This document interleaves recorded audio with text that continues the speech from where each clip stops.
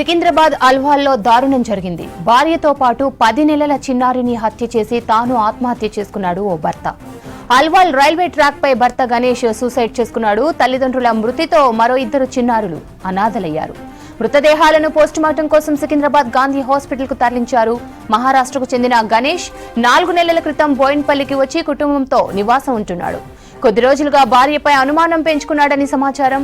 ఆ అనుమానంతోనే భార్యతో పాటు 10 నెలల చిన్నారిని హతమార్చాడని తెలుస్తోంది.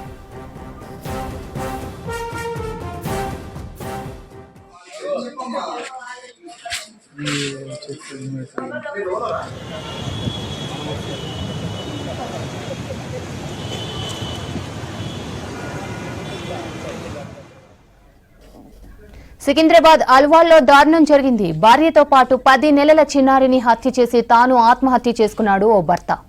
అల్వాల్ రైల్వే ట్రాక్ పై భర్త గణేష్ సూసైడ్ చేసుకున్నాడు. తల్లిదండ్రుల మృతితో మరో 2 చిన్నారులు అనాథలయ్యారు. మృతదేహాలను పోస్టుమార్టం కోసం సికింద్రాబాద్ గాంధీ హాస్పిటల్ కు తరలించారు. మహారాష్ట్రకు చెందిన గణేష్ 4 నెలల క్రితం బోయినపల్లికి వచ్చి కుటుంబంతో సహా నివాసం ఉంటున్నాడు. కొద్ది రోజులుగా భార్యపై అనుమానం పెంచుకున్నాడని సమాచారం. ఆ అనుమానంతోనే భార్యతో పాటు 10 నెలల చిన్నారిని హతమార్చాడని తెలుస్తోంది.